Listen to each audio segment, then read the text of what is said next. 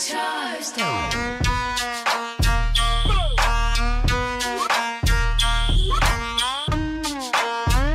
morning, everyone. So yesterday when I woke up before I was getting ready for work, I checked my YouTube comments, and I got called a Satan worshiper. I'm still trying to understand how cop vlogging has anything to do with religion whatsoever. This guy said I worship Satan because of the videos I make. Sorry, buddy, Westboro Baptist Church is that way. I have a lot of stuff to cover today, so I'm going to go ahead and hop right into it. I'm going to let you guys in on some secrets, and I'm going to try to debunk some of the myths that are out there about traffic enforcement. Before I begin, let me go ahead and reiterate, as I try to do in every video, that your state might be different. I'm not a lawyer, nor do I want to be one. Don't go out there after watching this video thinking you're Ricky Bobby and getting your ass pulled over. Let's get to the good shit. Secret number 1. Not every cop you see on the road can legally run radar or LiDAR, which is laser. I know it's a shock that not every cop out there is a traffic dick. Radar and LiDAR are usually two classes that are considered advanced training that are taken after the academy.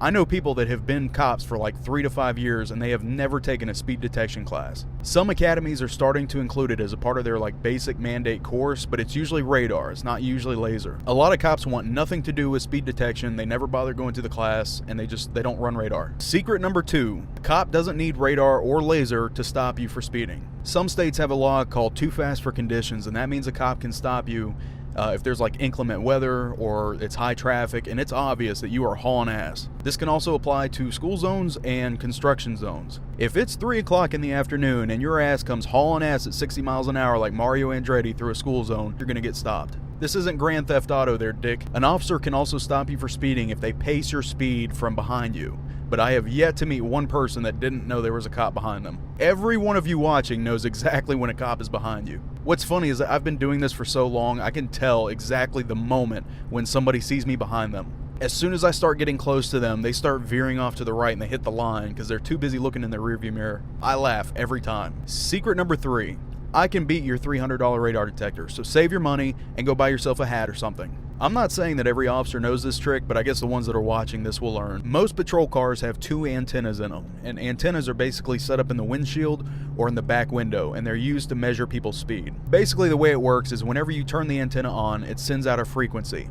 Once that frequency comes back, it has changed. The machine then translates that change and it gives you a speed reading. For all you science nerds, that's called the Doppler effect. Now keep in mind the officer can control which antenna is on, or he can turn both of them off. They're not constantly on all the time. New officers will usually sit there with their antenna on, and depending on how high the pitch is determines usually what speed somebody's going.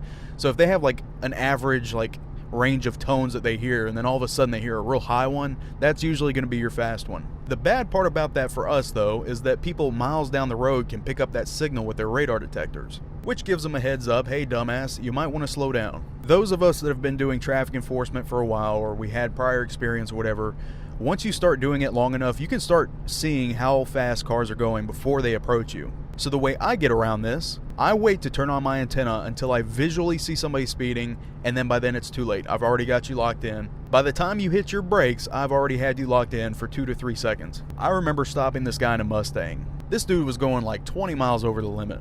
So I walk up to the window and I see he has this really nice radar detector in his windshield. So of course, me being me, I had to ask him, "Sir, how is that working out for you?" He looked me square in the face and he was like, "Sir, this thing was $300 worth of bullshit. That's how it's working out." Secret number 4. In some states, officers are required to perform what's called an accuracy check on their radar device. That means they have to check it for accuracy at the beginning and the end of their shift. The way this is done is usually using 2 metal tuning forks. As long as the device displays the speed that's on the tuning fork, it's considered a pass. Secret number 5. Most cops won't stop you until you reach a certain point over the speeding limit. Me personally, I don't stop people unless they're doing 15 or over. That's just me though. And even if you're doing like 20 to 24 over, as long as you're honest with me and you're like, "Yeah dude, you got me, I'm sorry," most of the time I'll reduce it so you don't get any points in your license, your insurance rates don't go up, all that. Secret number 6.